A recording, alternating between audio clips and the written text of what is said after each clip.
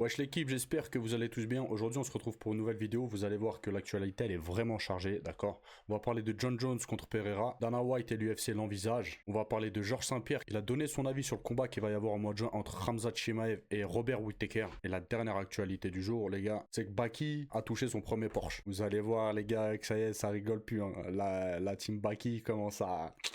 En passant à la première actualité, Jon Jones versus Pereira. Il semblerait que l'UFC envisagerait un combat potentiel entre Jon Jones et Alex Pereira. Rappelez-vous, il y a quelques jours, il y avait eu des discussions contre un combat potentiel entre Tom Aspinall et Alex Pereira pour le titre intérimaire des poids lourds. Aspinall avait également assisté à l'UFC 300 et rappelez-vous qu'il avait fixé Pereira après son combat contre Jamal Hill. Tom Aspinall avait même taquiné Pereira à l'aéroport après l'UFC 300. Et maintenant, l'UFC a suggéré Jon Jones comme adversaire potentiel pour Alex Pereira. Il y a quelques jours, sur la chaîne YouTube officielle de l'UFC, l'UFC a publié ce sondage disant après la performance impressionnante d'Alex Pereira à l'UFC 300 qui serait son prochain adversaire. Tom Aspinall, Ankalaev, Jerry pour une revanche ou un autre. Et en bas où il y avait écrit autre, comme vous pouvez le voir, ils ont mis une photo de Jon Jones chez les poids lourds. Donc très clairement, s'ils ont mis ça les gars, c'est pas pour rien, c'est pas pour s'amuser. Je pense vraiment que Dana White envisage de mettre Jon Jones contre Poatan incessamment sous peu. Passons tout de suite à la deuxième actualité du jour. Comme je vous ai dit les gars, GSP est revenu sur le combat qu'il va y avoir entre Whittaker et Khamzat Chimaev. GSP s'est considéré comme l'un des GOAT. Techniquement, il était hyper complet.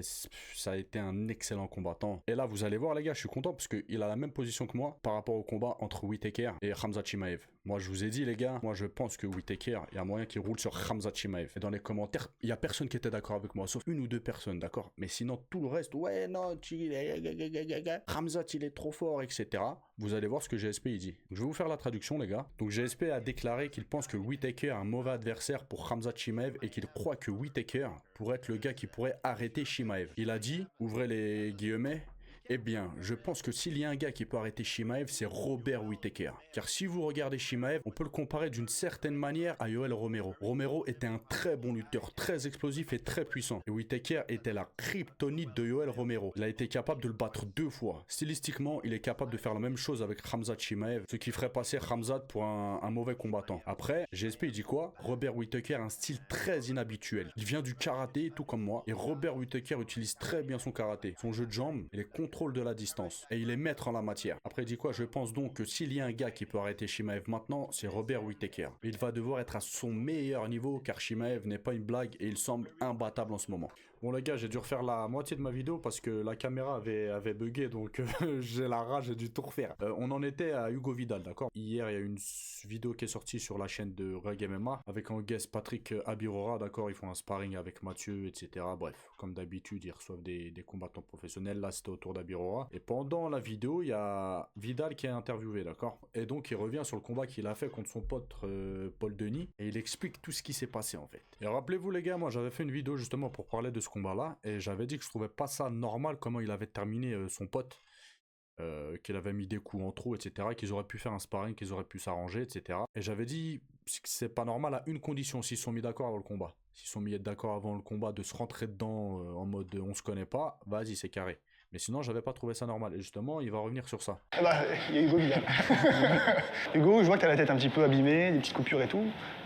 Tu reviens d'une grosse compétition, là, d'un gros événement. Bah, j'étais au championnat d'Europe ZIMAF, du coup, à Belgrade, en Serbie. Donc c'est bien déroulé, je suis arrivé du coup vice-champion d'Europe. Donc on a bien représenté le pays, on est content. On a tous su que t'avais affronté un autre Français.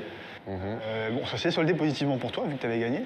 C'était un combat contre Paul Denis Davero qui était passé sur la chaîne. Ça fait quoi justement de combattre un mec qui dort la même chambre que toi, ton pote? C'est vrai que ça peut paraître assez bizarre, maintenant c'était la 4e fois qu'on s'affrontait. C'est vrai. Donc on est assez rodé sur ce point de vue-là. On s'était mis en accord au préalable sur comment allait se dérouler le combat. 100%. Voilà, on s'est dit qu'on allait aller jusqu'au bout parce que c'était une place importante pour l'un ou pour l'autre. Juste avant, vous avez dit on va jusqu'au KO, jusqu'à la soumission, on se termine. On s'est dit on fait un combat normal comme on avait fait les 3 premières fois et que ça pouvait tourner en sa faveur comme en la mienne. Maintenant, voilà, on a fait le combat. Je pense qu'on s'est respecté mutuellement en allant à 100% chacun. Et après, une fois que le combat est terminé, voilà, ok, c'est fini.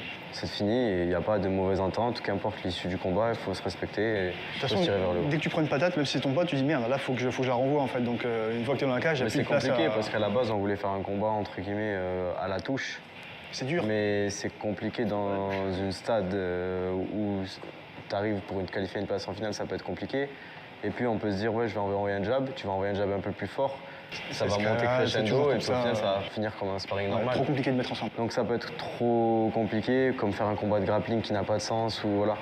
Donc on a fait un combat normal. Le plus important, c'est qu'on ait fait 2 médailles et un podium où il y avait 2 Français. Et pour moi, je pense que c'est une belle chose d'avoir représenté comme ça. Maintenant, les gars, je suis tombé hier sur ces stories, d'accord? Je sais plus si c'était sur l'Insta de Baki ou de son frère. En fait, Baki, il est en partenariat avec si j'ai bien compris, hein, avec une grosse enseigne de voitures de luxe. Et il a eu en cadeau son premier Porsche, d'accord? Donc hier, je regarde les stories, mais j'ai pas capté. J'étais fatigué, etc. J'ai regardé, je me suis dit, bon, il fait un partenariat, voilà. Mieux que les autres, parce que là, c'est des voitures de luxe. Il a touché, mais voilà, j'avais pas capté qu'il avait eu en cadeau une voiture, d'accord? Tout à l'heure, je suis allé sur le truc des fumiers et j'ai vu les stories qu'il a fait et j'ai compris en fait qu'il avait eu en cadeau un Porsche, d'accord? Donc pendant qu'il y en a, je vise personne, mais pendant qu'il y en a, ils font des partenariats avec NordVPN, des bonbons, des sodas, etc. Lui, les gars, il a pas le time. Grosse enseigne de luxe, il a en cadeau un gros Porsche. C'est carré, les gars. C'est carré. Donc, vous allez voir, c'est une très très belle voiture. Hein. Je vous laisse tout de suite avec la vidéo. Tout le monde, aujourd'hui, je retrouve quelqu'un d'assez spécial chez TBV, Baki, avec qui on va faire un petit peu de contenu. Il découvre d'ailleurs son nouveau véhicule. On a hâte de vous en dire plus sur les faits de plus. Regardez, hein. Il est beau le Porsche. Hein.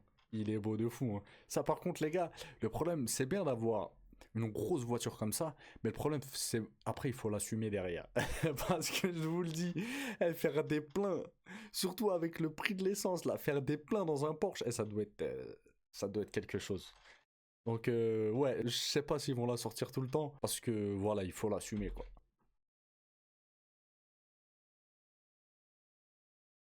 Par contre, les gars, vu l'équipe, oreille en chou, etc., il y en a jamais un qui rigole. Du moins, nous, on les voit très peu rire. Eh, c'est sûr que s'ils croisent une équipe de café, ils vont se faire contrôler, c'est obligé. Des jeux peut-être cramés comme ça dans un Porsche comme ça. Mais c'est sûr, ils vont dire que c'est des bandits. Allez, sur le côté, c'est sûr, les gars.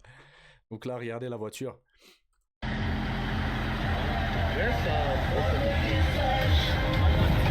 Regarde la musique. Elle est vraiment belle, hein. Et pour finir, les gars, l'info, elle vient de tomber. Baki et son équipe, ils vont à Tokyo, d'accord? Ils vont au Japon. Et je sais pas s'ils y vont dans un but de vacances ou pour s'entraîner. Ou peut-être les deux. Hein. Vous me direz peut-être les deux. Donc voilà.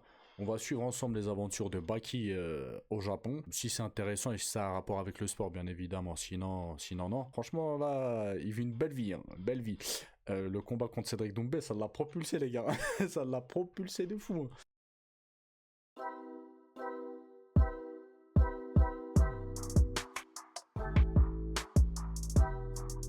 Voilà, direction Tokyo, les gars.